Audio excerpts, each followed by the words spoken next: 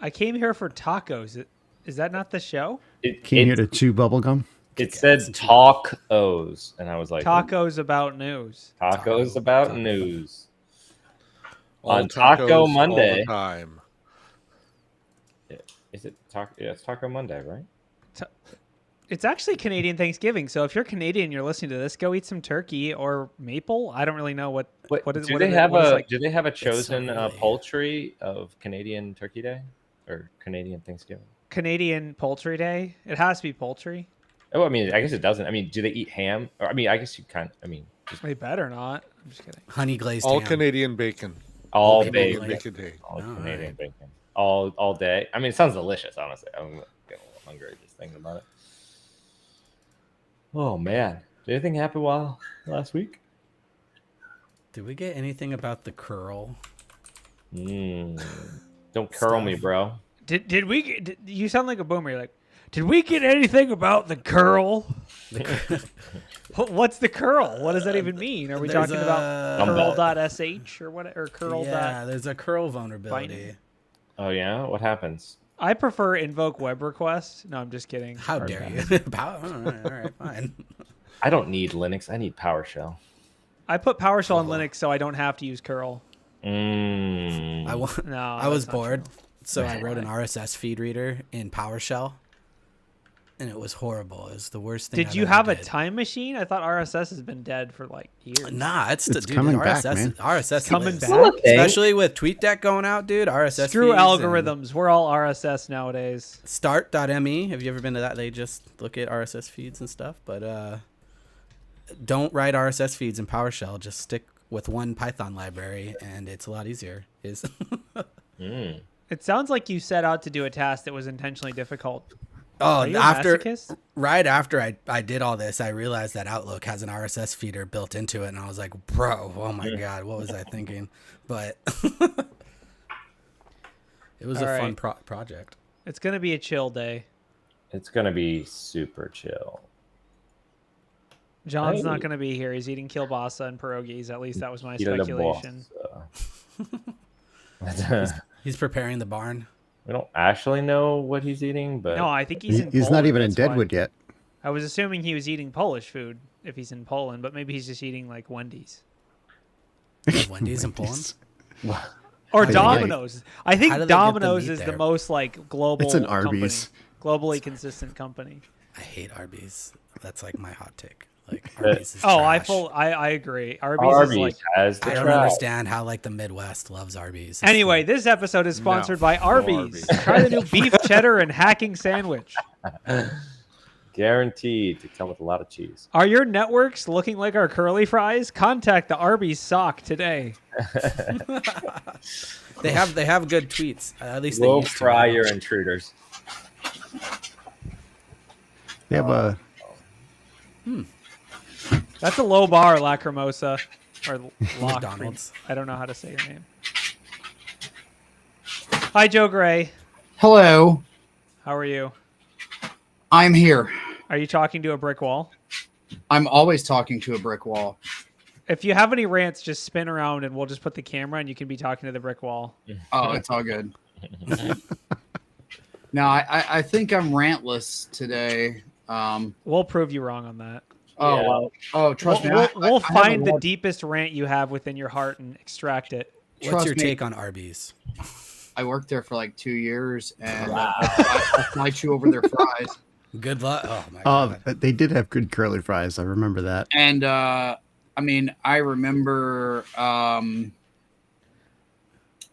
there's nothing quite as good with their curly fries. When I worked there, they still had the baked potatoes, and as a byproduct, we had sour cream. So fries fresh out of the fryer, smacked with sour cream, some of the beef and cheddar put on it. Chef's kiss. You're saying the item that was off the menu, which is loaded fries, would be good Arby's option. Oh, that's always working at a restaurant. The items that are off the menu are always the best, and then you get That's in trouble just for in that and out. stuff. The entire menu's off the menu. All right, roll the finger. Let's just get started. What could go wrong? I don't know. The finger's All right, here we broken. go. We can't roll.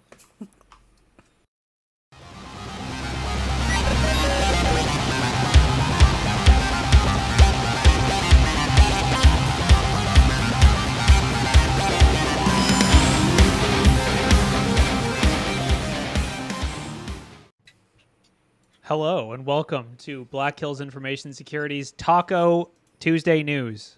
Oh wait, no, it's actually Monday, October 9th, and we have our star-studded cast of characters, but without Mr. Strand. So if you're here for Mr. Strand, you're gonna need to go to a different continent. So we have Shecky, Silicon Shecky. He's upgraded. He's now 3 nanometer, better battery life, lower heat. We have Wade, who's also upgraded with more mustache for heat sinking. I assume that's what that's for, or is it for aerodynamics? Why not both? Yeah. True. We have Ralph. He's bringing out the Oakley hat because he's actually sponsored by Oakley. When it gets sunny in his office, he knows where to go. That's true. And then, I don't know. We have me, I guess. Yeah. And then we have Joe Gray, C3P Joe, who is not talking to a brick wall, but if he spins around, he would be. That is always correct. And speaking of aerodynamics, I would like to point out that the A in the word Volvo is for aerodynamics, just as the S in IoT is for security. I feel like I don't speak Swedish, but I'm just going to take that. We're going to take that question off the air. I do OSINT. You should just trust me. Can we? Yeah, just trust him. He's teaching a class. It's fine. Yeah, it's not like I wrote a book about social engineering or anything either. So today's news, I mean, we got 25-year-old RSA decryption flaws. We got x.org, which you use even if you don't think you do. We got, hacktivists causing chaos. And this is really newsworthy. 10 cybersecurity misconfigurations revealed by CISA. I mean, honestly, spoiler alert, you probably know them all. That's Just 10? huge, that's like a huge 0 day, basically. That's crazy. 10?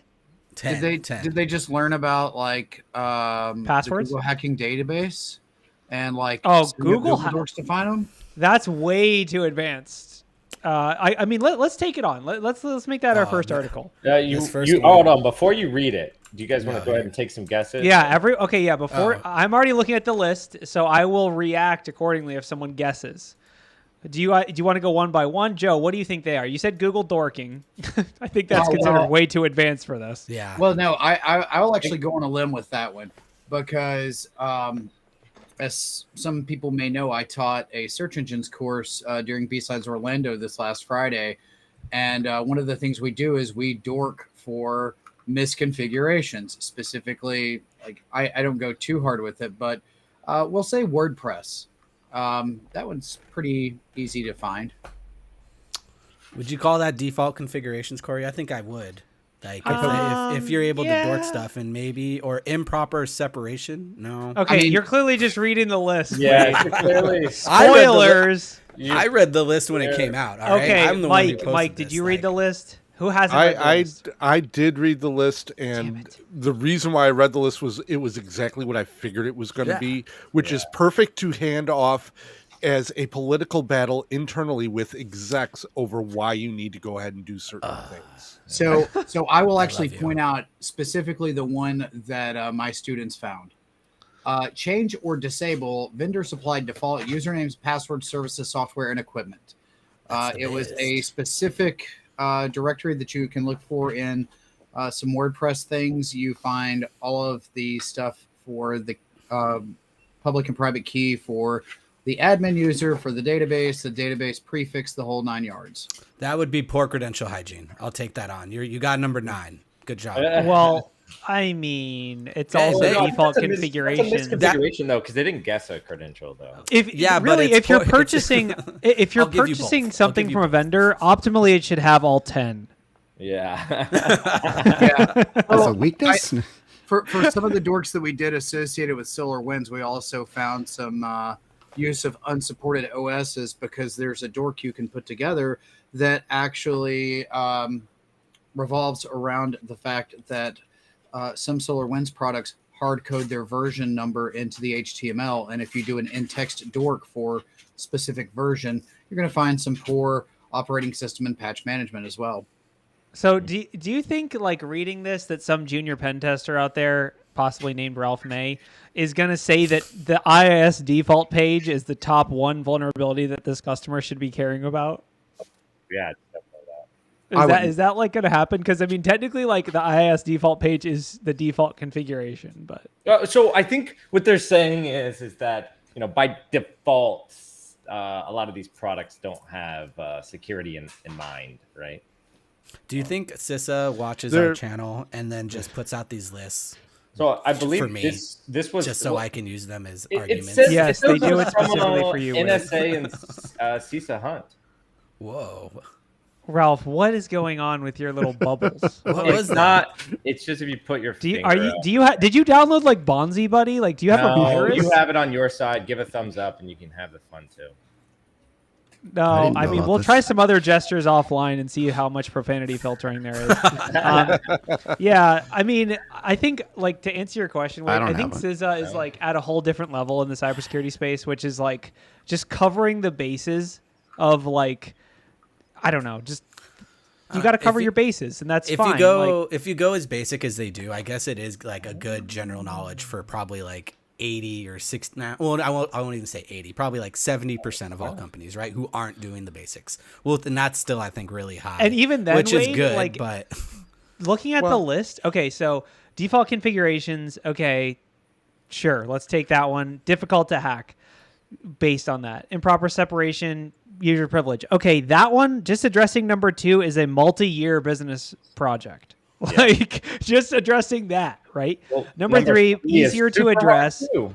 Number 4, I mean, that's another multi-year project, and most of our pen test customers do not have really effective network segmentation, Yeah, and it it's is very difficult. because it's really hard. Yeah. Patch Because they're management, used okay, to that flat one's easy. networks. They're used to flat networks. I mean, we don't Yeah. have ACLs on top of network segmentation because that really wasn't something that was built into the architecture anyways, right? So Honestly, you said number 5 is easy. I would actually contend that that's actually a really challenging thing to build a threat and vulnerability management program because, I mean, is it easy to apply patch? Yes, but you also have to look at the adjacent business processes, the change management board, and all of that fun stuff to be able to get it. And then you have to get the appropriate teams involved, have the appropriate conversations, get all the buy-in. I mean, when I worked for the DoD the last time, it took me almost 3 months to apply a single patch because I had to work through dev, UAT, and production, and I had to brief all of this with at least a 1-week cooldown to the change review board of people who didn't know what they were talking about. And that's when you have all the data, right? That's not even like talking about if it's you find some weird device that you then have to hunt down the person, figure it out, or like if it's a device you don't even ever find. So right, and that's assuming they're even scanning. A lot of organizations, they only scan when I've got I don't have a pet raccoon digging through my stuff. I have a 70-pound American bulldog under my table that I don't know what she's doing, but Gord is here. But yeah, I mean, if some organizations, they don't ever vulnerability scan, and the ones that do, they either do it because their cyber insurance tells them, some regulatory body tells them to, or they do it quarterly for PCI. Yeah, So, I mean, it's still, I will say, the companies we see that have good patch management are decent number. Companies we see with like full-on user privilege separation and all that and network segmentation is a lot smaller. So you're right, it's still hard, but I think more companies are tackling it with the patch management because of the PCI factor and because of like just it's been a basic thing for like 10 plus years. So I think companies are finally catching up to it. I think where this list actually comes more into play, the list itself is something that when I saw it, I'm just like, well, duh, these are just basic hygiene things. But when you actually look at the advisory itself from CISA and not on Bleeping Computer, where they go into the details section, the details section is where the meat of it is. And it really gets into some real good stuff that you can use. Part of the problem that people have is that the executive boards and other departments don't buy into what we are telling them.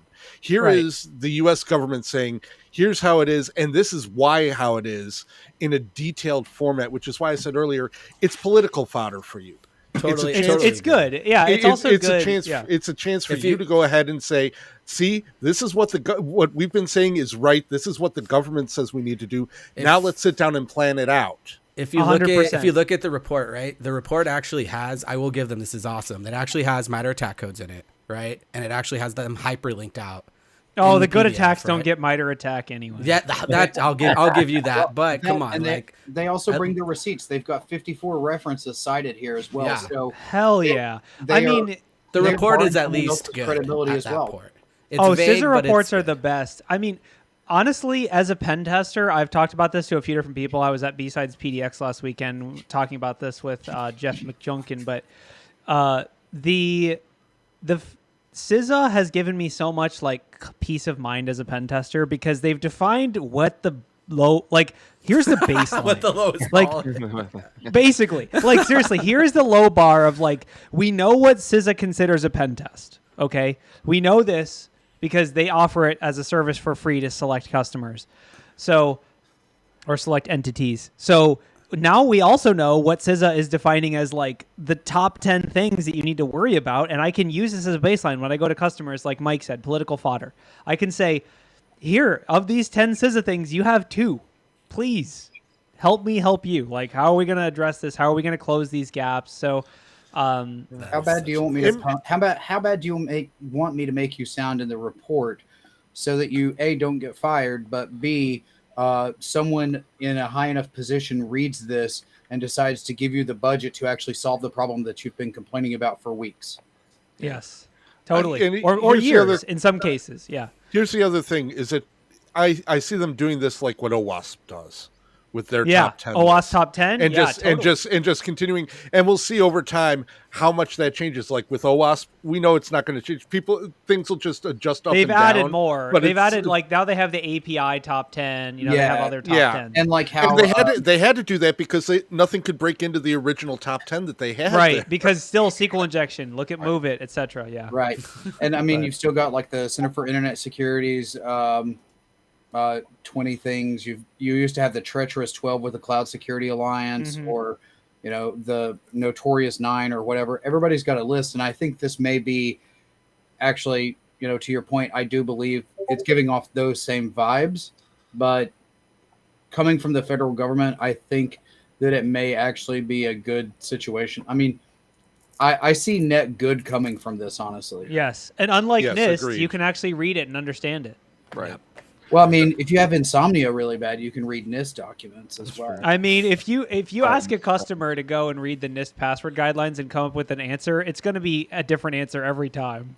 Like, they're gonna come back with different results. They're like, so wait, how often do we have to change passwords? Once every 1 year? Once every 2 years? Once every? Where am I? Who am I? That's why you gotta. What am That's why you gotta take a dartboard on site and just tell them to throw a dart, and whatever the dart hits, that's the answer. If the dart have a dartboard with every account and just throw a dart every day, and whatever account that hits, you got to reset that password. That works for me. I like the danger of that too.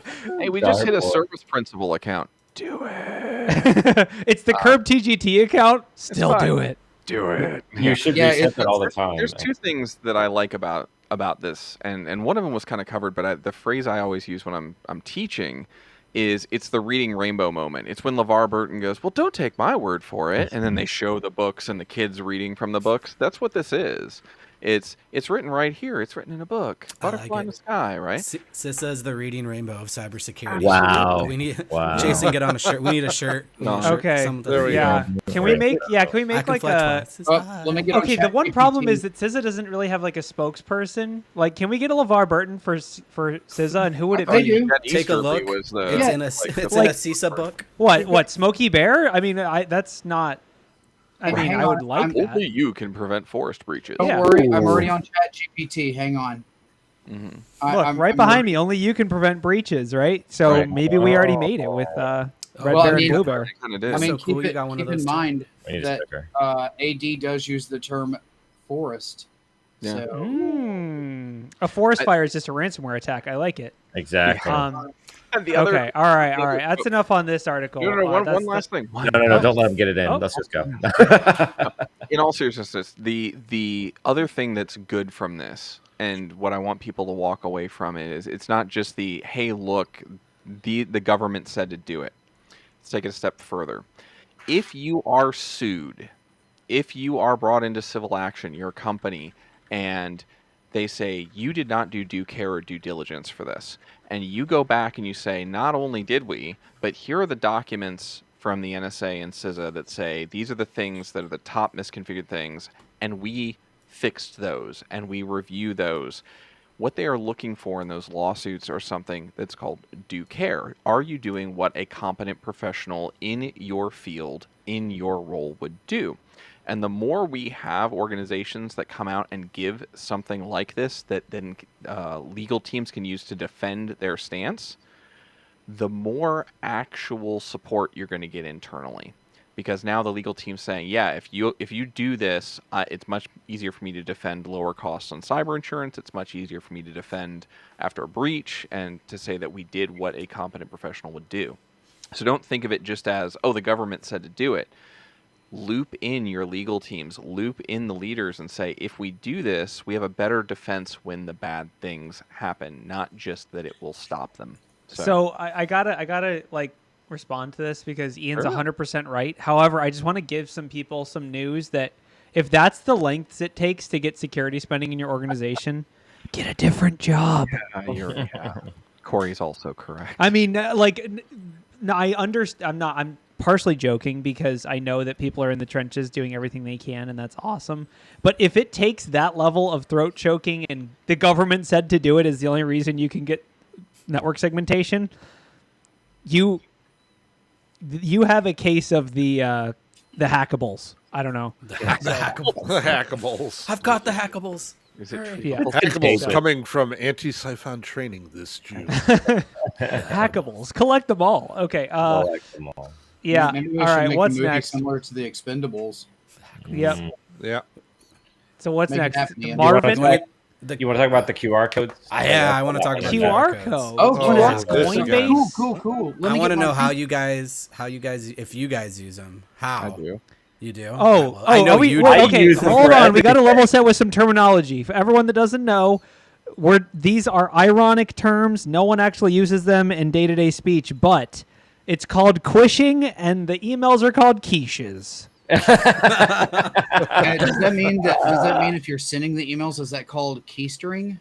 No, it's called. No, that is that's I had to do You, it. I you had to have do gone it. over the It edge. would be queestering, if anything. That's even worse. So yeah, I this just for anyone. explained to Steve we Before, had to so I wandered us into the rough. Let's get back onto the fairway. Golf metaphor, because I'm a middle manager. Basically, QR code phishing is here, and it's here to stay. We had multiple customers asking us, "Is this happening?" We said, "Yes, it's happening." There have been multiple organizations. I believe some government organizations have been hit with this. It's a very simple attack, and that's why it works. Those are the attacks we're seeing nowadays. That's what the MGM attacks are. That's what quiches, or quishes, or I don't really know how to describe it, but essentially it's QR code phishing. So I send you an email. It either has an image of a QR code or it has a PDF with the QR code. You scan the QR code on your phone because it says you're going to win an Amazon gift card. I got to win. And then you scan the code on your phone, which, by the way, your phone doesn't have EDR. It doesn't have proxy. It doesn't have any of the security controls that been defined in an organization, unless you're Wade, because he uses Android Kali Net Hunter as his phone. It's brand new. But Sure. basically, and then you sign into Office 365 or you sign into Okta or whatever, and we've stolen your credentials, we've stolen your browser session, and you just got quiche. It's also, so this is kind of a convenience thing. I went to B-Sides in Orlando this weekend, and when you sign up for a ticket there, they also send you a QR code, right? And when you go to check in, they scan that QR code, right? So it's just like these QR codes are more of like a convenience thing, okay? So more and more people are getting accustomed to receiving QR codes for lots of different reasons, right? So getting them, but it does also bypass email filtering, because I'm not sure if Proofpoint is reading QR codes. That's what I was going to say is how do we secure Well, against them, they will right? be able to. I guarantee you by the time the show goes live, they'll be doing it. Yeah. Like, it's not that hard. I've actually been dealing with this for a while now, and we were actually testing a couple of not Proofpoint, but a couple of the competitors for Proofpoint. One that's very highly rated, which I am not going to promote. Would I paint my face? Would I paint my face white and be getting out of a box? But I have to get the tattoo or something. But I have seen some of the companies out there, as we've been testing for a third-party email filter, able to go ahead and diagnose and grab them. Yep. Yeah, I it have should seen be it. possible. I've seen it Yeah, already out there. It's completely possible. Right. I've got 2 products that I've already tested that both of them do it.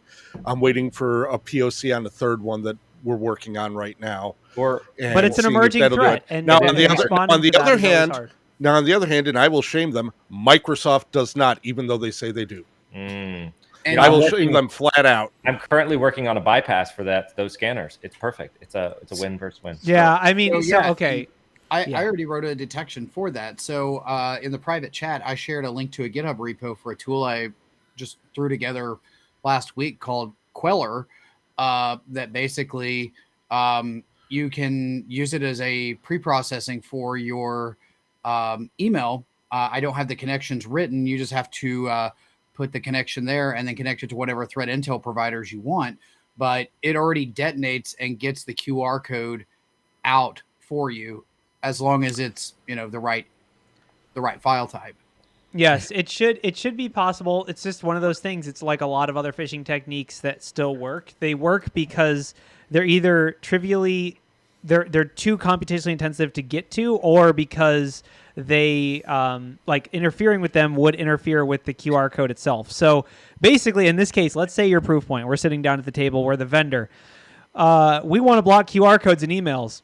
Okay, day one, no one got their invites for the B-Sides con that we were all going to attend. You can't. It's hard to just block them outright. So what you have to do is take them, decode the URL, sandbox it, and make a decision on it. That is computationally intensive, and that's why it hasn't been done before. So, yeah, basically, quiches are going to be here to stay, at least for the short term. Do you guys want to know a fun fact? I looked this up this weekend. Do you know what the biggest QR code you can make is? What is the max data? Max data? Max data or size? Size. Well, so there's a correlation between the two. $1.5 billion. It's like it's like 3 feet by 3 feet. That's fantastic. So that's actually not as big as I would have guessed. Yeah, like you can make. Oh no, no, not 3 feet, 3 meters. I'm sorry, 3 meters by 3 meters. Oh, that's like What are you, NASA, getting unit conversion up in here? So, I mean, anyway, you have to skydive to scan that thing. And I'm terrified of heights, so I'm safe. No, that's how I'm going to do the base 64 encoding for this URL. If you see a blimp with a QR code, definitely scan it. Definitely. Well, and see, that's the other thing with this, right? So we were talking in the last episode I was on about the WebP vulnerability, which is an image type. QR codes are sent as images. So now you've got a double zinger that you could get right there in somebody's inbox. If they don't fall for the QR code, well, they'll just get slapped with the WebP. What if you, all right, what if someone you send figure out how them to in print ASCII? QR codes in ASCII art. Yeah, and that'll that's bypass exactly. I everything. was Googling how to do them in ASCII right now. No, yeah. I mean, again, And it's a long process. I'm sure it's a long process. I found a couple tools and repos doing it already. So before who knows if they actually work? This one's pretty old, but that was my first thought. Before we look at that, I do want to point out this link that I sent to Ryan. He's got up on the screen here. This is one of my absolute and because I'm in Florida, it just thrilled me to no end.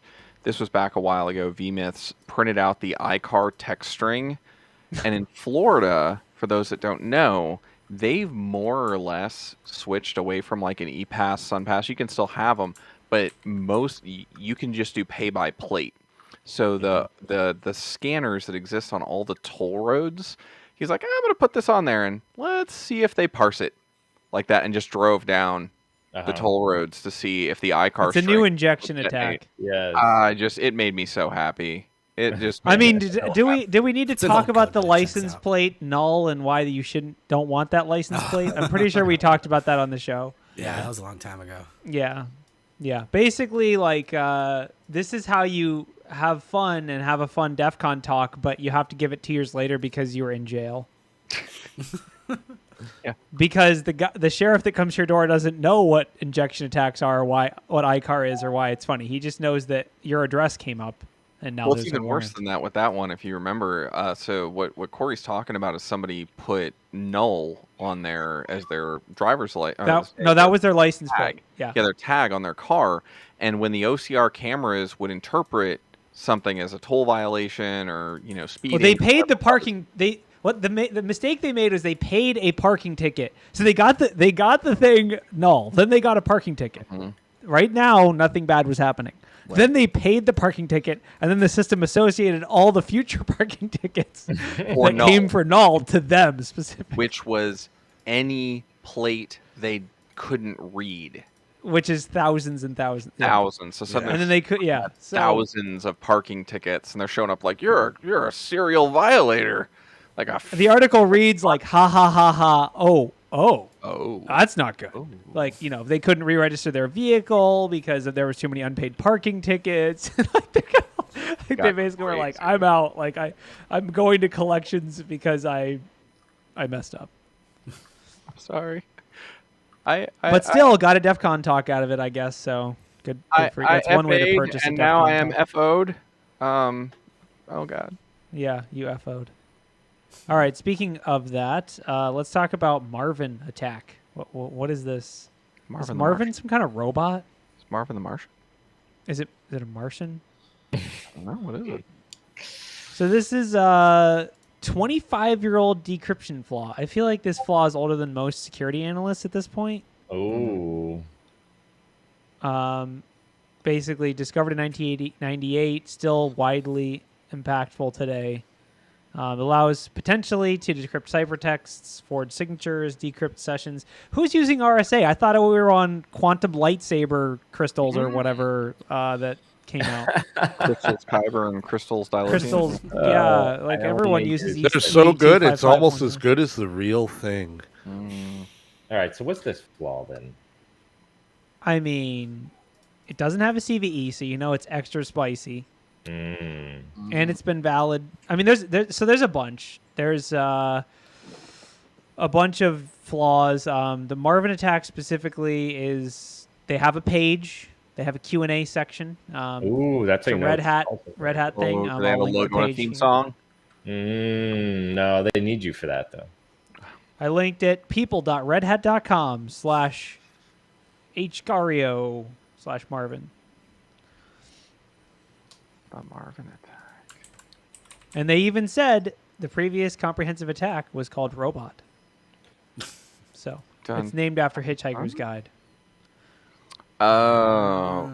Okay, so what do we need to worry about here? Like, do we just need to upgrade and move on with our lives? Is it a configuration issue? I think the reason they're publishing it is because, like, it hasn't really been, like...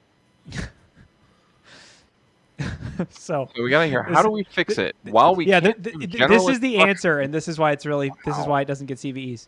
Yeah. Is there a CVE for the Marvin attack? No. It's a fundamental flaw in RSA decryption. It has been widely known that padding errors need to be handled in constant time. Because of the complexity of implementing it in practice, every implementation will have a different bug and a different fix.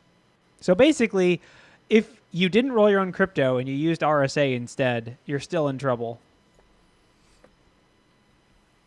So okay. I guess like the actual upshot, helpful advice for the listeners is wait for the patch to come out for whatever thing you use that uses RSA and then apply it, just like everything else. I mean, it is the CISA top 4 thing you should be doing, or top 5 thing you should be doing. So you're applying those patches hot and spicy. Ooh, so hot, so spicy. So I guess this is why you should pay for Linux? I don't even know what to do with this. Like, I'm staring at it like, okay. It's math and cryptography. It's really hard, actually. Well, if you don't encrypt your stuff, you don't have to worry about it. Yeah. That's one way to do it. That's one way to or just don't use RSA. How's that possible? It's simple. You just don't go to curve. Yeah, elliptic curve. I guess that's true. Yeah. I mean, like, I feel like RSAs should be deprecated here now soon anyway, so. It'll be around for a long time. But this one's 25 years old, so maybe it'll stick around. So. Moving that was on. a mathy article. That was too mathy.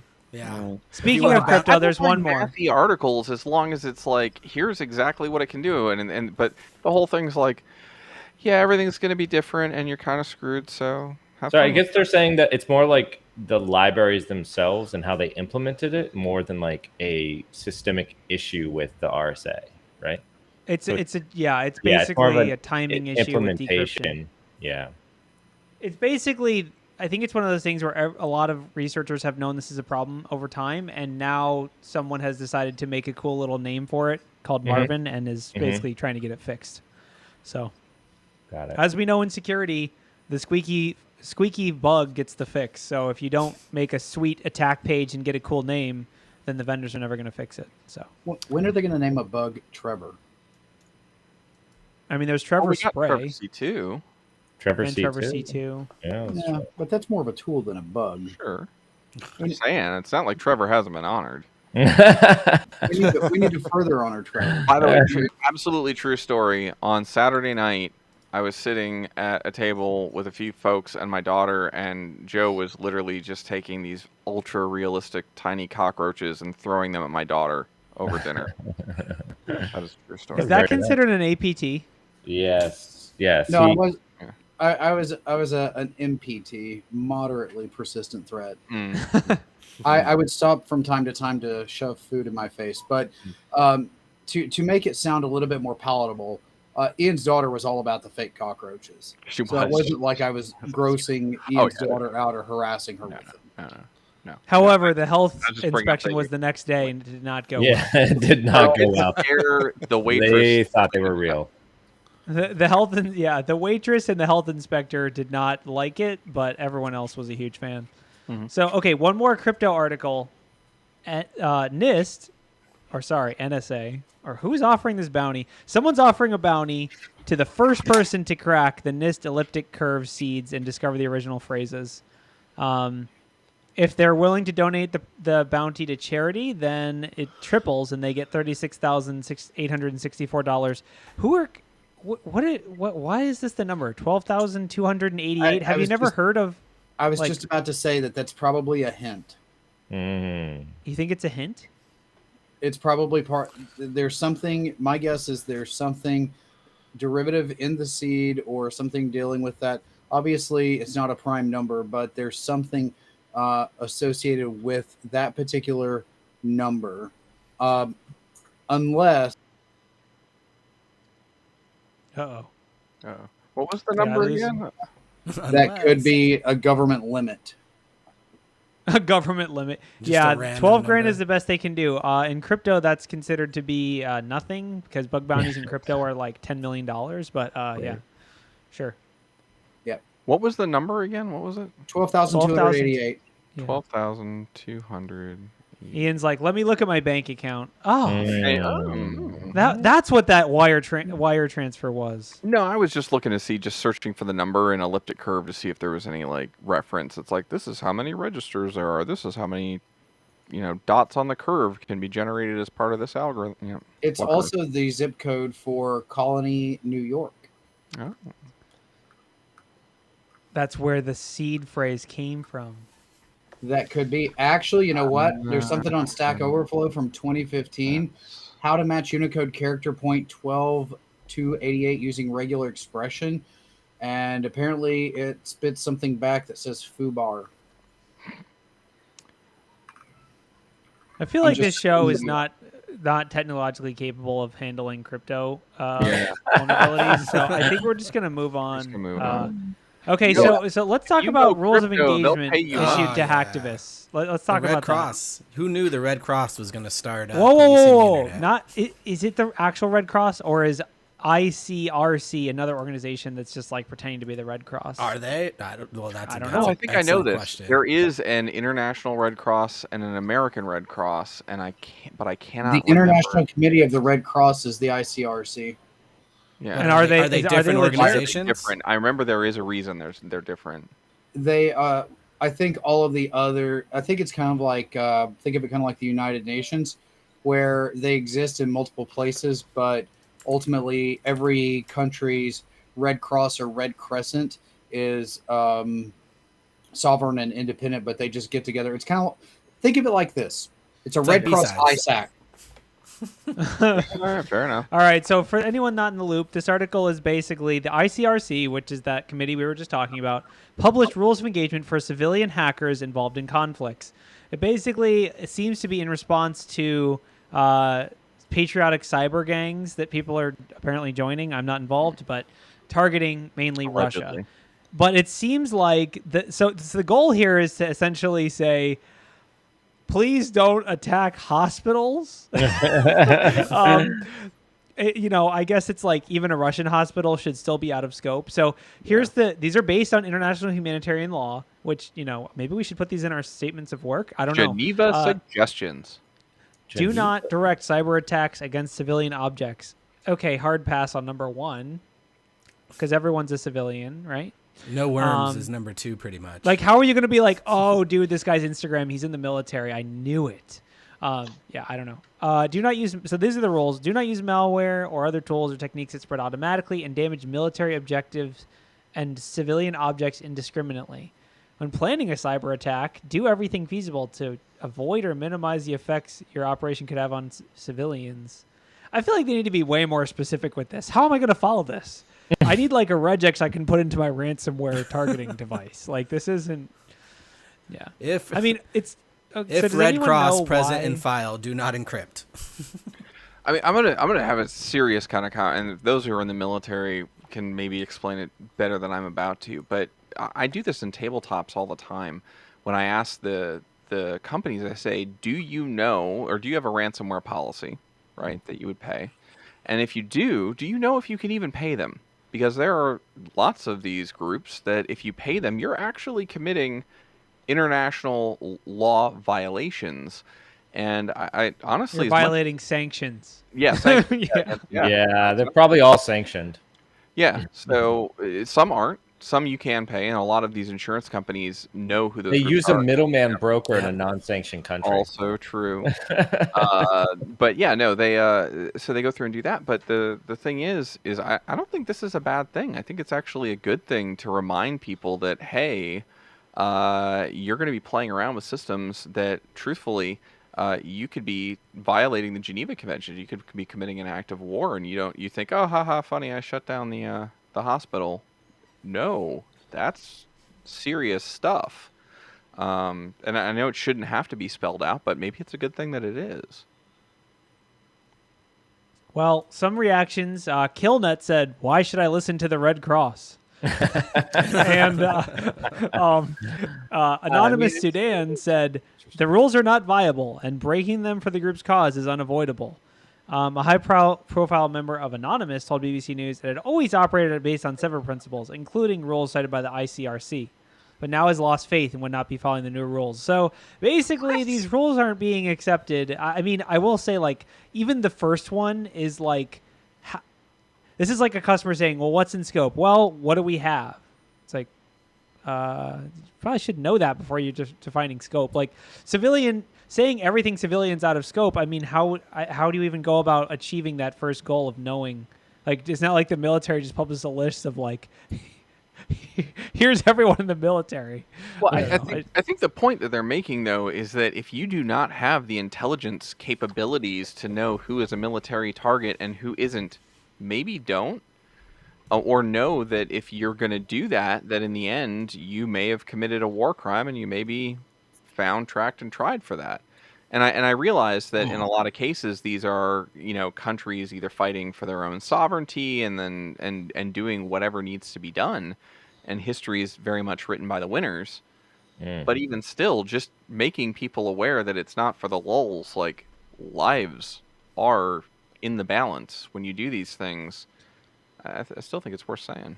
I guess. I mean, I do think, I think it would hit a little harder if they gave examples of where this has actually gone wrong. That's a good point. Because, they're saying, don't target hospitals, don't do this, don't do that. It's like, okay, I get where you're coming from, but at the same time, me ransomwaring some random Russian grandmother's computer is not going to be, loss of life. It's not, oh, sure. I don't get, where is this line they're connecting? I don't understand. So, I don't know, just my thought. Yeah.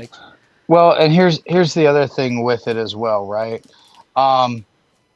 We gotta think of this from other perspectives. While we do have things like the Geneva Convention and what have you that says you can't do the following, but when you're dealing, especially with like terrorist organizations, kind of bringing in the most current events, they don't necessarily abide by those laws because, well, they're not a country; they're just a splinter group. When they start posing as hospitals and treatment facilities, that makes it a very fast-moving target and very hard not to target them. And then, you're like, oh, well, it's a hospital, I'm not going to touch it. And then next thing you know, here comes a missile from it, speaking kinetically. So that's something we do have to keep cognizant of. It further muddies the water, but,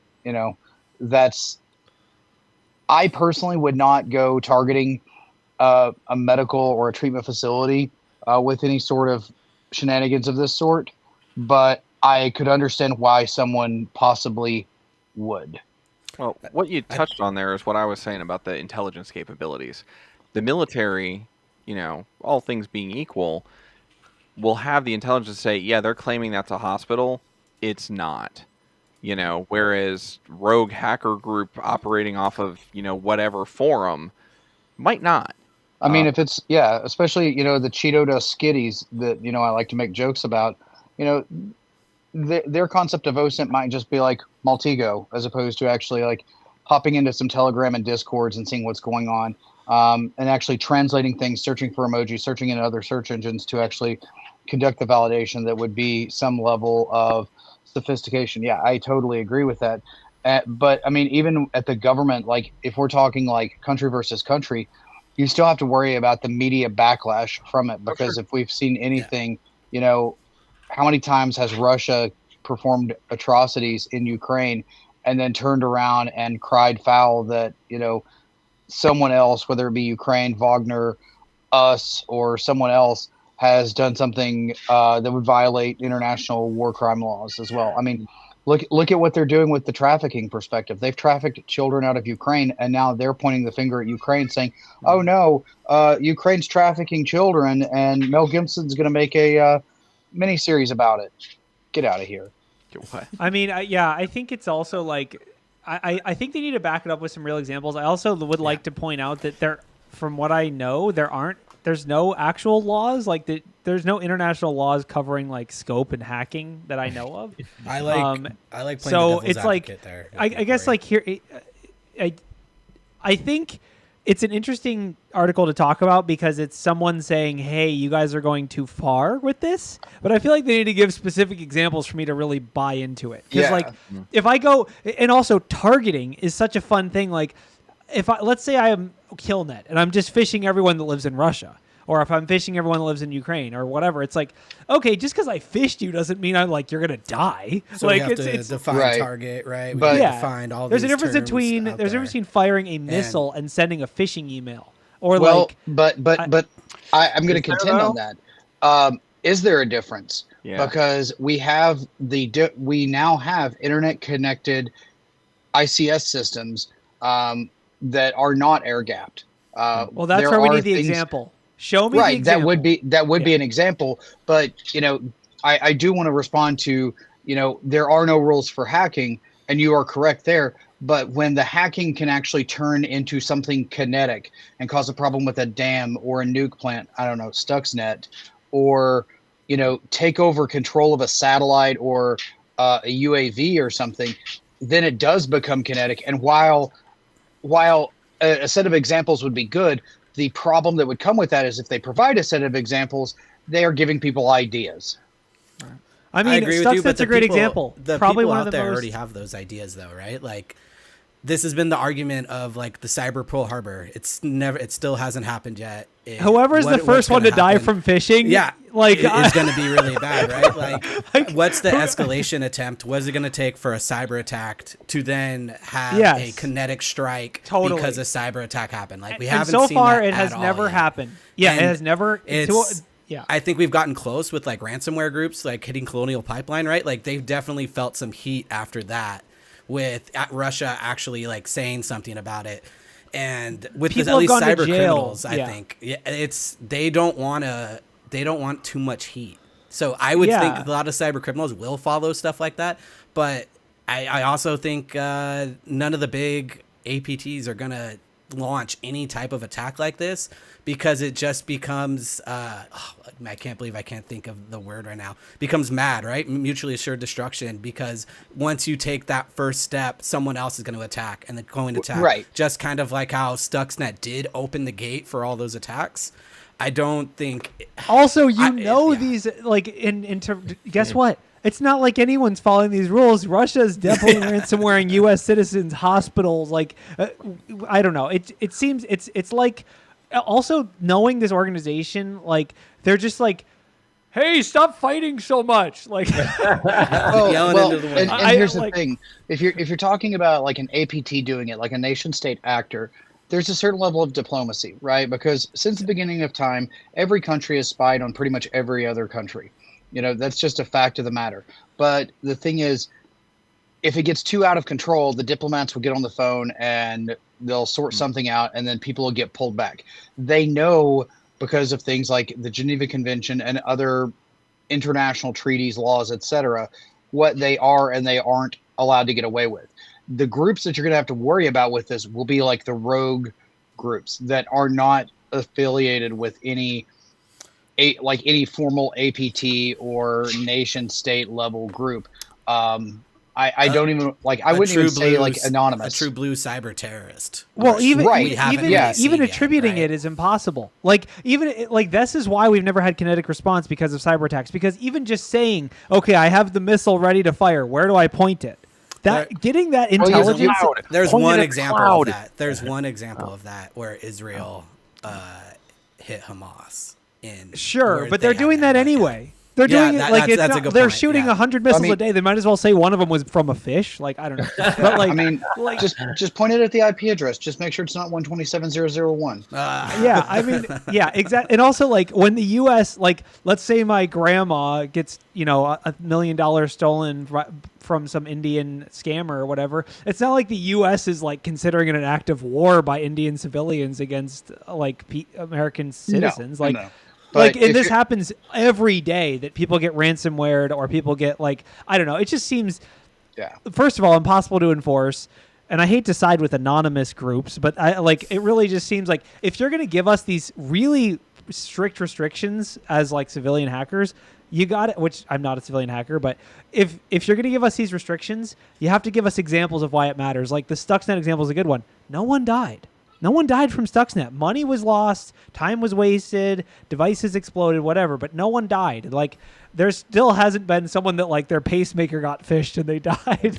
You got to understand, the first person that dies from a fish, I can guarantee you within 20 minutes, I will have 500 marketing emails from organizations that could have stopped that death had they only had. And then the IoT company that put an email inbox on someone's pacemaker will be the same.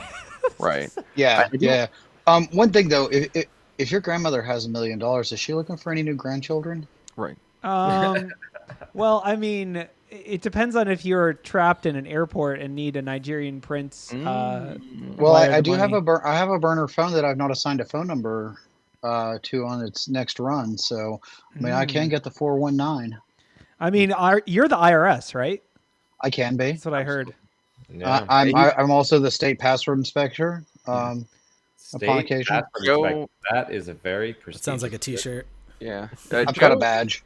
Yeah, he's absolutely all of those things. You can send Joe your password; he'll inspect it and see if it looks good. Actually, I've bought some domains. Test my password and rate my password. I've not done anything with them yet, but that's what I'm planning on doing over the holiday break. I do want to go back to a comment that we had up on the screen for a second to kind of round out this conversation here. But Voltaire put in here, and when does a criminal ever follow the law when committing a crime? And you're right. He's absolutely right. The criminals aren't concerned with the laws. So if they aren't following the law, do you think they're following the Red Cross? No, certainly not. You have to be above to that point, the reason we do this, the reason we have the guides, the reason we have this is so when they're caught, the defense isn't, well, was it illegal? Yeah, it was. And that's why we're here today prosecuting you. You know, so I Right. mean, yeah, the laws aren't there. The laws aren't there to stop a crime. The laws are there to prosecute them when they happen. And even then, a lot of the decision for prosecuting, like even doing prosecution in Absentia. yeah, even with that, I mean, that's more of a political statement. So that's going to be more of against a nation state than it is some, basement dweller. But, a lot of times, like when I've had conversations with like law enforcement, they're like, yeah, we can take this to the U.S. attorney, but if they don't feel that it's that they can win the case on it, they're not going to do it. And a lot of things go through the cracks because of that reason, even though it's like, all the evidence is here. Come on, let's do it. And it's like, no. Yeah. And there are some people in the chat linking like really interesting articles on examples of people that news organizations have said that they potentially were deaths attributed to cyber attacks. But not to look at things cynically, I mean, it is New York Times, but essentially it says maybe the first death attributed to ransomware attack. I would basically say this.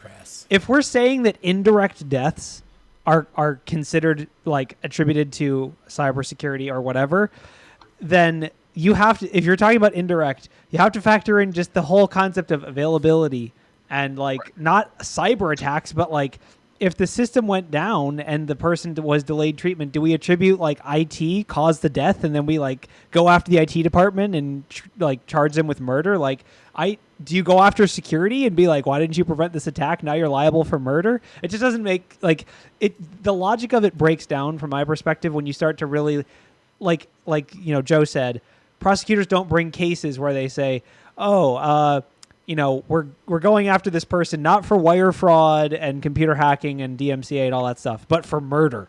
Like a prosecutor is going to be like, you're going to prove that someone's phishing email killed someone. Like I'm interested in listening, but I've never. This would be the first of that case ever. So the article, all the articles link back to an Associated Press article as well, and then in that Associated Press article, it doesn't mention WannaCry. Yeah, I don't know. I basically it's. Let's just say it doesn't read well. Like the article. Let's just say that no one is asked. There's no like debate when you read an article about a death. Usually they aren't debating like that they died or how like they're just like this person was run over or shot or whatever. It's like this happened. It's not like this may have happened. They may have been run over by a car. No, it's like that. No, they're like we have the video. It's right here. I don't know. It's just difference between law and like common just how we perceive things. I like agree with you, indirect is tough. Indirect is really tough. We just went through something like that where there were a lot of people that thought a certain pandemic was completely a hoax and that the vaccine's gonna give you a prehensile tail that accepts 5G or whatever it is. I mean, that would. And if you go back and look at the data from deaths, the number of deaths that were attributed to flu-like symptoms but never had a COVID test, those types of things, you start debating, were the numbers higher? Were the numbers more? Were the numbers different because people weren't attributing and putting things in their appropriate kind of medical bucket for what happened? And I think that's what the argument we're going to run into here. I'm glad you brought that up because it's going to bring up that argument on both sides of the aisle. The underreporting and the overreporting. Because, I mean, if someone, like, for example, like when my grandmother passed away, she was positive for COVID. So on her death certificate, it says cause of death, COVID. Right. Was that the case? I'm not a doctor. I'm not going to speculate on that. But you're going to have people that are going to play the armchair quarterback game of saying, well, is this a cause of it, or are they underreporting it, or are they overreporting it? So honestly, we're never going to get what I would consider to be infallible, reliable, factual data about it.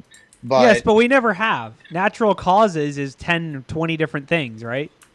People die of natural causes. It's not. There's no such thing as natural causes. You've got natural causes, and then you've also within that same category. If someone's like really old, like my grandfather, his cause of death was failure to thrive, and that's because he was 75 years old and had Alzheimer's and pretty much stopped eating.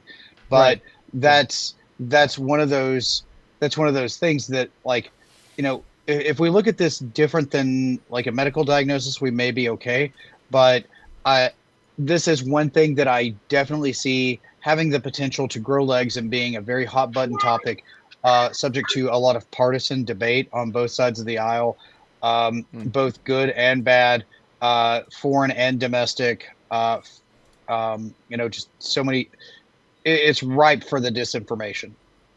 It is, and it'll be interesting to see if this evolves. Like, if there is like, I guess we would call it international law when it comes to like hacktivism. I mean, it goes without saying, by the way, we haven't really mentioned this yet, but in almost every country in the world, doing what these people are doing is illegal. Like, no matter what, even if you have a really good reason for doing it, it's still illegal. It's not like you get an exemption. I believe, and Joe, you'd probably know, or someone else might, wasn't there like an exemption granted to Ukrainian citizens where they basically said, if you go after this stuff, we're not going to prosecute or take these cases? Like, oh, it wasn't even Ukrainian citizens. It was pretty much anybody. Anyone in the world, yeah, but obviously they can only... Yeah, so basically, But again, there are people that actually, by the way, like, murder is illegal, but if you fly to Ukraine and you get involved in their warfare, like, you can run around with an AR-15 and do some stuff, and, like, you're not going to be prosecuted in Florida or in Texas or... By the way, it will not be an AR-15. It'll be an AK, okay? That's what I was going to... Whatever you want to do, it's just to bring the kinetic discussion to full bear, like, yeah. And people are doing it, and it is insane and terrifying. But it's just, it's a crazy world out there. There are a lot of moving parts. Did you guys get your nanites turned on from the emergency alert? I did. I'm fully enabled now. I can see the future and the past. I'm on the millimeter wave smooth brain frequency. I fully connect to 5G now, so I'm good on everything. I mean, after the emergency alert thing, my cellular reception got really good, but then I felt like I was growing a lizard tail. Yeah, see, nothing changed for me. I went straight to Bing.com and looked up all the amazing new features of the new Office suite and Office 365 and Microsoft Cloud, which I think you should all do as well. Wow. So this episode is sponsored by Wild West Hackin' Fest, Deadwood 2023. We are totally sold out, away. By the way. We're sold out. No, I still have one spot left in my class. You can come to my class. Sorry, Wade. Yeah, the con is sold out. And you better. If you want to sleep in your car, you can go to Wade's class. And basically the town is sold out. The con is sold out. We'll be there next week. We're gonna do a live episode, so stay tuned for that. From the con, is that accurate, Mr. Ian? It is not only 100% accurate, but we were just talking about it on the content community. So yeah, if you want to see this, I will not be there live. It's going to happen. Yes. Wait, Joe, you're backing out. What happened? No, my flight arrives after you're done recording. Oh, okay, gotcha. You won't be there for the news. You will be at the Wild West Hackin' Fest. I will be there. I'll be judging a Trace Labs competition, giving a talk, and doing a workshop to prepare people for said Trace Labs competition. Which is sold out because I tried to register. If you want me to judge you, come to the event. If you can find a way to get a ticket and be willing to sleep in your car or send in your room password. with some rando. Yeah. Just know that Joe is always judging us, whether you're part of Trace Labs or not. Him and the brick wall. I will be judging more thoroughly and probably more fairly there. I will have a different set of judging rules, but yeah, it'll be worth it. And there's a mechanical bowl as well, and a steak dinner, from what I understand. Steak dinner. Yeah, there's a lot of fun stuff. We're actually just making people who don't have a ticket jealous now, so I think we should. I heard the Hack Street Boys may make a if we get an open mic, the Hack Street Boys. There is an open mic. There's an open mic. And there's an off the record dance and I mean, party, I may have put a little pressure on Bo Bullock to finish writing the music to Michael Basil, O Cent Warrior, the song I wrote for him and John to perform. That is true. He did push him on that. There honestly could be open mic and a whole guitar thing. You know, it could be wild. Yeah, and just think, if people are at the open mic night too late, somebody can shoot me a message on Signal or Discord, and I'll come down and sing for you and make everybody go home.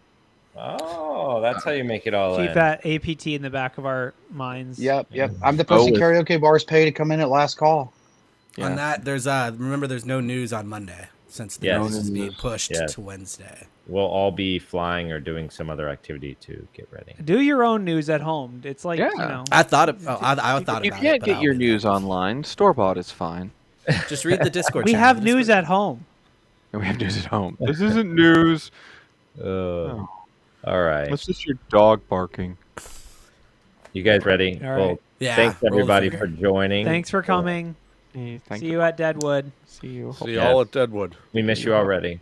Or maybe we'll see you there. See you soon. Yeah. All right. Burn I the will be fire. ready.